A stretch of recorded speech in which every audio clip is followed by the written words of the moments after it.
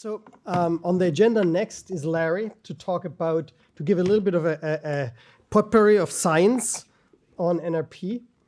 Unfortunately, what happened yesterday is that Larry had a health issue and spent some time in the emergency room. And so I get to give his talk. I saw this talk for the first time this morning, so I'm not quite sure what I'm in for here. But somehow we'll figure this out. And by the way, he is okay. See again? He is okay. He's okay. So Larry's okay. He just didn't have an opportunity to be here with us. So I'm going to give a channel my inner Larry Smar, and we'll try to give you Larry's presentation. And Larry's charge was to talk a little bit about what's actually there. Give a few examples of okay. Give a little bit of examples of what's the science that's happening on NRP, and Larry likes to ground this in the numbers of the accounting system that we have. So how much consumption do these different areas of science have? And the presentation starts with the IceCube neutrino and LIGO gravitational wave detectors, and they're a major consumer because I look at them as they're what makes it viable for us to have actually interactive performance. Meaning we have a fixed number of GPUs, 1400 and some change, and then some people want to have them interactively, but that can't work if all GPUs are busy. So that basically means that most of the time, some of the GPUs have to be idle for somebody to be able to come in and voila, I'm here, and get something interactively. And IceCube and LIGO and a couple of other namespaces basically are the only ones that use batch on NRP, and therefore they queue up. They get in when nobody's using the hardware.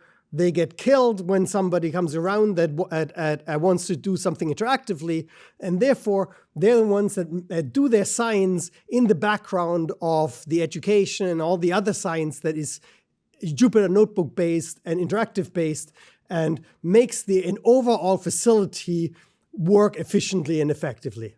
And so that's why you see these massive spikes. They're filling in the hole, so to speak, in some sense.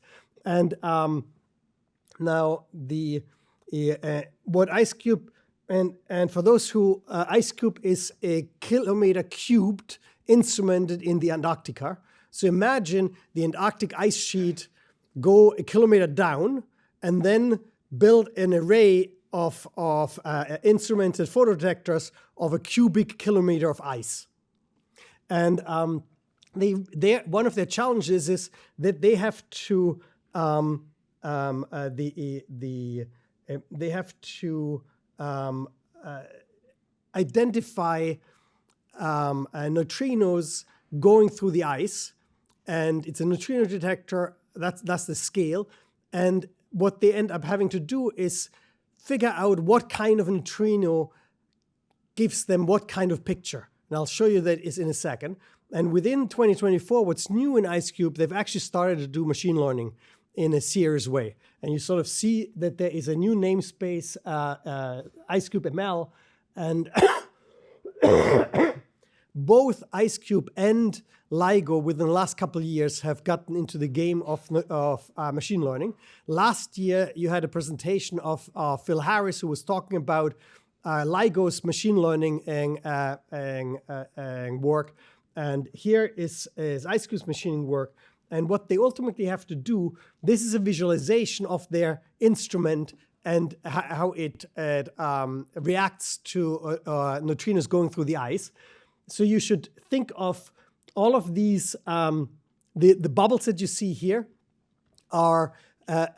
stand for the size of the bubble stands for the size of the light deposit in a photodetector. And the different bubbles that you see are different photodetectors. So the scale here is literally, as you see, there is a pointer. Here we go. This is 125 meters. So if you go from the front to the back, that's about a kilometer of ice instrumented with up and down a kilometer of a line of photodetectors, and you can see that each one of these bubbles stands for amount of energy, amount of light seen by that photodetector in this event. And the challenge of the reconstruction is, how do you distinguish between this thing and that thing over here? Because these are different physical processes. And when everything is said and done, LIGO has two pieces to its science. It needs to count the number of different kinds of phenomena that happens. What neutrinos come in, something happens, how many of which kind exist. So that gets you the pattern recognition. And then it needs to, once it sees something, it needs to point back to where in the universe it came from. That's this arrow. And both of these, especially in the counting, it is starting to employ machine learning in a big way in order to have a larger number, total number of these events, as they call it, actually reconstructed. The next topic is, so this is just science. Now we're going to a topic of basic infrastructure. Several of the large experiments have started a collaboration with each other. This includes the Large Hadron Collider community, where I'm from, the LIGO, IceCube, and they all have an issue that most of their reconstruction software is actually CPU-based. And as they bring in more and more AI into that reconstruction, the AI models are giant compared to everything else they have. And if you run on a 500, like the LHC runs 500,000 cores, pretty much DC all the time across the world. If you have a 500,000 core infrastructure where you have bought the hardware to have no more than 2 gig of RAM per core, then a large AI model to do inference just doesn't fit. Meaning the MLM models, integrating them into the workflow of doing reconstruction is fundamentally challenging, because the AI model has a giant footprint in memory, because it has 1 billion parameters, right? And the memory footprint that they've set aside for their executables is 2 gig.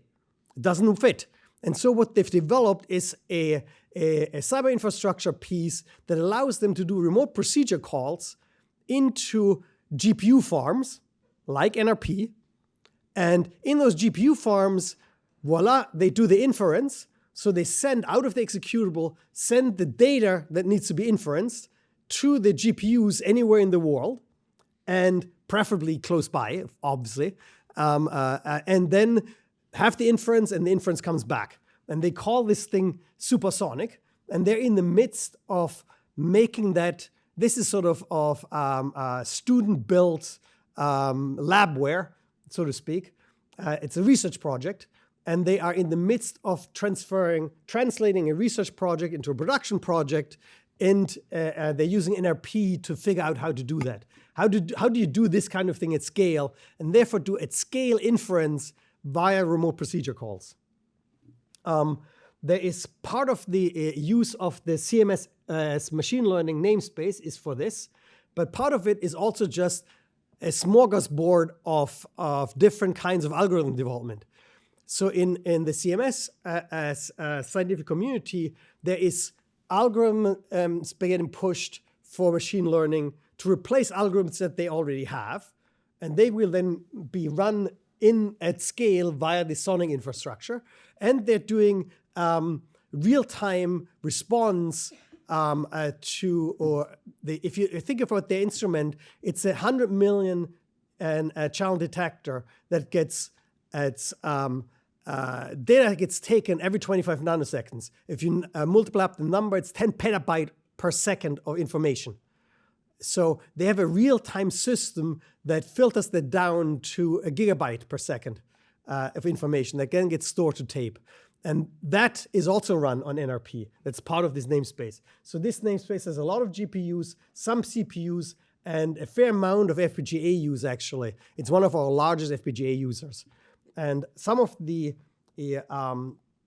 some of the kind of science that is being done is there is supervised learning algorithms where if you in the science you have collisions, shit happens, and then you have to try to figure out what has happened, and given that and which ones are interesting and categorize them, and this categorization and then ultimately counting the categories just like Ice Cube, just at a different scale.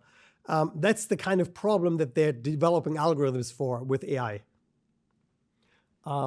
They're also developing algorithms for at a much higher level when it gets to they are developing algorithms for where it's reconstruction, going from electronic channels are being hit to I saw a jet, I saw an electron, I saw a muon, and then they're developing another set of algorithms where they say, so I've in this event, I've had 3 jets and I had a muon here, and then I have some missing energy.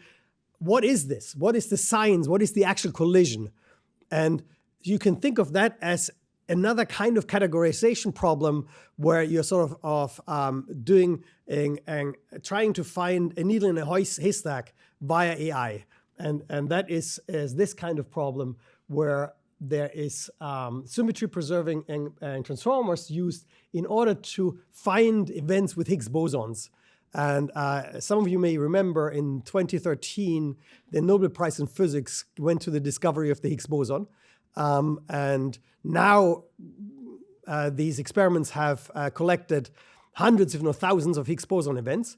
And the name of the game is, how do I find more of these events and categorize them? And how do I find more rare events and then measure the relative abundance of different kinds of these events? And from that infer what are the fundamental physics processes at work. And then the last thing that was, I think that's the last thing, there's one more reconstruction topic. One of the things that the experiment is also doing is search for the unknown. Basically, if you have this facility that collides these massive amounts of, basically every 25 nanoseconds you have a collision, how do you make sure that something that you didn't expect isn't happening and you miss it? And so they have an entire research effort with multiple groups participating towards anomaly detection. Basically, finding things that shouldn't be there in first place. And that kind of things is moving into this real-time system, given that you have to select down from 10 petabytes per second to 10 gigabyte to a gigabyte per second, and all of that is done in real time. Once you've thrown the data away, it's gone, right? And so bringing more intelligence into that down select of what you want to keep is an active area of research, including searching for the unknown. I'll skip this one here. We've talked about this one. Now I'm going to change. Larry's talk started with the really, really big, basically big science with a capital B. Big science because it is very costly, because it requires unique instruments that exist only once or twice in the world, and it requires enormous collaborations to make it work. Now we're going to go to few big science projects to lots and lots of projects with a single PI, single faculty. And he's picked one in particular that I'm going to go into some detail, but he wanted to give you a little bit of a flavor of the broader set. And this is all the stuff that's happening on Jupyter Hub. So we run our own Jupyter Hub instance. Not only do we give institutions the means to run their Jupyter Hub instance for their faculty, we run one Jupyter Hub instance ourselves for anybody who doesn't have anybody else to run a Jupyter Hub instance for them, basically. It's the Jupyter Hub instance that rules them all, so to speak. And on that Jupyter Hub, it runs in Larry's namespace. Larry Mars, the PI of that namespace. And he wanted to give you a little bit of a sense that this is actually a non-trivial amount of CPU and GPU consumption that just the Jupyter Hub namespace for the community has in its own right. And so you sort of see that it's peaking at 22 GPUs and 80 CPUs. And now then we went through the place where we have Jupyter Hub is the place where you have the least amount of fine-grained understanding who's actually doing something. And the reason is because, well, we put up a Jupyter Hub, people can authenticate, authentication goes to their home institution, and other than the email addresses, we typically don't know much about them. Because they don't have to create a namespace, they don't have to tell us what they do with it, we don't have individualized accounting for them. And so what Larry's done is he's taken all of the Jupyter Hub usage and then sliced it apart into what are the institutions where these email addresses come from of the people that are using that Jupyter Hub. Are we good? And so, and if you then look at, so what are these institutions? And it's sort of interesting. The most prolific consumer of GPUs within our this was just a month, July 2024. During that month, when we started looking at this, when Larry started looking at this, was Cal Poly Humboldt. And now, of course, that begs the question: what the heck? Who is this? What are they doing? And 1,500 GPUs, 1,500 GPU hours in a month. That seemed like an awful lot for CSU Humboldt.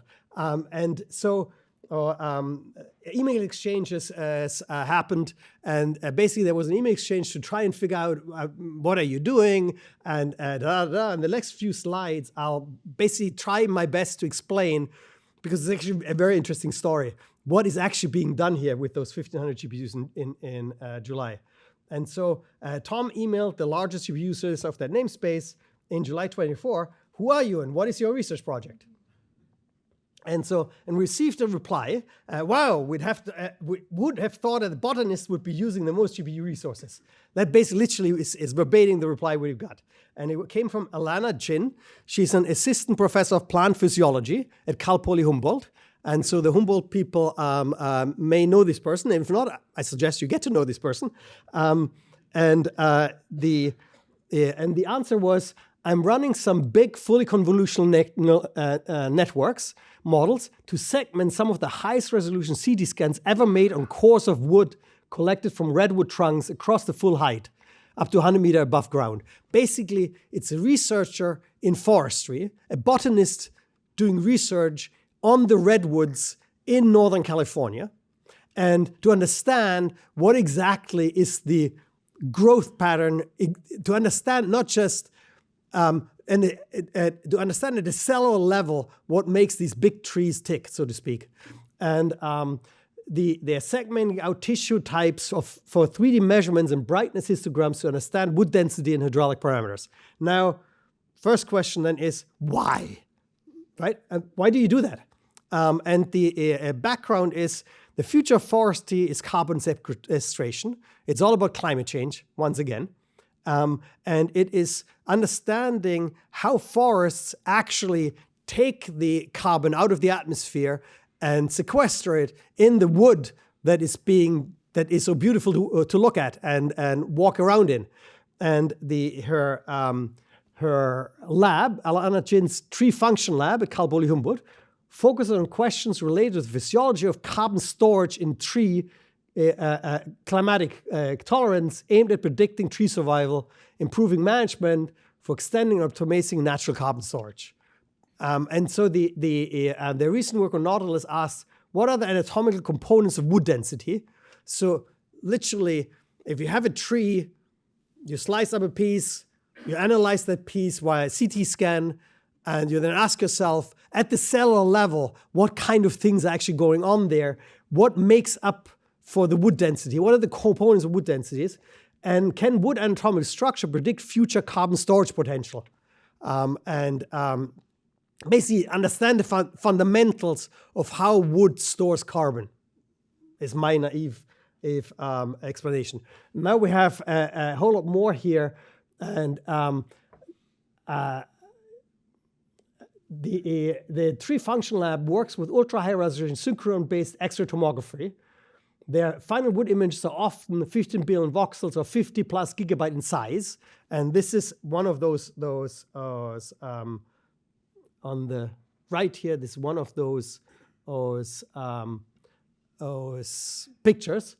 They run fully convolutional. They run AI models for semantic segmentation. Basically, they do image processing, just like gazillion other researchers these days do image processing. And they image process CT scan or X-ray tomographic microscopy images of wood.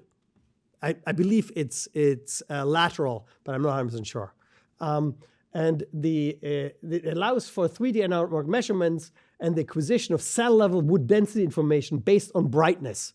And it has the standard feature detection thing, and then you have to, in addition, understand which features have what brightness in order to understand wood density. And according to Professor Alana Chin, no one has ever done this before. So this is basically, she's developed this technique, put it all together, all the way from climbing the trees, selecting the samples, to putting them through the X-ray tomography,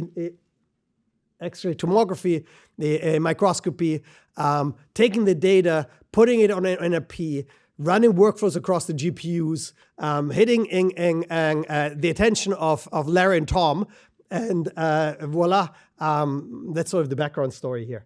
And the most amazing to us and her, actually, is that the NLP machine learning has enabled a fundamental new discovery in botany.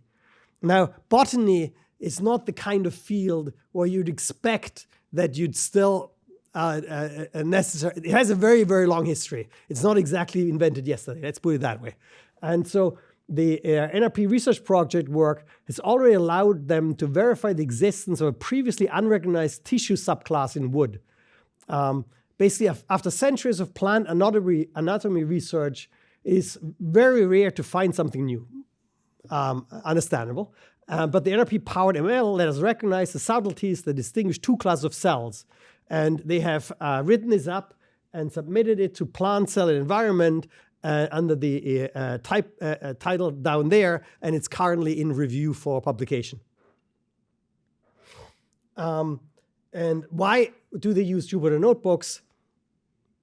And again, you see a screen in representation of emails back and forth. The most honest answer is that botanists don't bash. That's a nice way of putting it. And so the training is most definitely not in computer science. Jupyter makes it easy to share and run Python and sometimes R code on a range of platforms. It's great for handling students and less techie collaborators stuff too. Hooray for accessibility. And this is one of her notebooks that she shared, and it's sort of amusing the quality control of the software is a common. Please do not alter this code. Voila. So this was instigated by the observation that last July there was this suddenly spike of activity of 1,500 GPUs in a month, 1,500 GPU hours in a month on the Jupyter notebook by this one person and her group. And we started doing more regular collections of this. And this here is I believe this is the entirety for the calendar year 2024. And it is the top 24 users. And what you're seeing here is literally we've suppressed the names and only put an arrow where Alana's work was. But this is the accounting for the top 25. And you can see that we've had a user on the Jupyter notebook that consumed probably 7,000 GPU hours in the year as a notebook user, which to me, it's actually kind of astounding in its own right, that Jupyter Notebook are not just something that you use interactively in a classroom. They're serious research tools and lead to serious resource consumptions by a number of different people. And then these top 25 users are from these institutions. And what is gratifying to see is that it's not just the usual guys, not just the UCs, but it has a very broad spectrum. It has all the way to one of our collaborators in South Korea from Yonsei University. Lauren. Do you know how they're presumably automating this scale? I have no idea. It's a good question. I don't know whether they automate this scale, and I don't know how they automate the scale. Dima, any wisdom? Yeah, it's not what we expected. Let's put it that way. It was not sort of we sort of basically. I wanted to have something to talk about Jupyter Hub usage at this 6NRP. And so we started looking, and I knew this already. We said that we would do this already last July. And we basically started in July looking, and then, so this led to this. We haven't actually gone deeper and asked, how do you do this? How do you consume 1,500 GPU hours in a month? How do you automate? Those kinds of questions we have not asked. Yeah, my guess is that they just run computer, because it shuts down when you disconnect the browser. And they must just keep the computer like working 24/7 to keep the notebook up. And I think implicit in both of what you just said is the statement that we can probably do better and provide tools to these people to get more done in ways that are less painful. But yeah, we're now working on creating compute clusters that can be run from Jupyter. Mm-hmm. There is a Ray cluster, and there is another framework, and yeah, people can run distributed jobs from Jupyter now. So Dima is saying, and let me just repeat for recording. Dima is saying that we're starting to make available the ability to submit from a Jupyter notebook, and in essence, batch and parallelize from Jupyter itself, rather than the traditional way of doing Jupyter, where you get one resource, one node, while you are actually alive in your notebook.